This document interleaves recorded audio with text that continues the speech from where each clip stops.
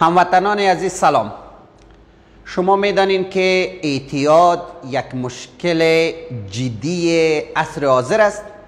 سبب میشه که تمام جنبه های زندگی ما خراب شود، روابط خانوادگی از بین بره، شغل وظیفه را از دست بدیم، صحت خود از دست بدیم، اعتبار اجتماعی خود از دست بدیم و ما را به سمت تباهی ببره و گفته میتونیم که یک خودکشی تدریجی است و خودکشی عملی است بسیار ناپسندیده و حرام.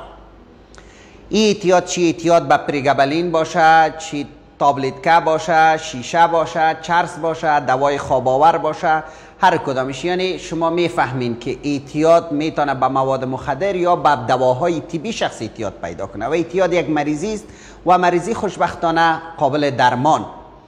بنابراین شفاخانه یکسون با یک تیم بسیار مجهز متحد است که این مشکل از بین ببره و شما را در راستای ترک اعتیاد همکاری کنه و همچنان با بسترهای مجهز با قیمت بسیار نازل در خدمت هموطنان گرانقدر قرار داره.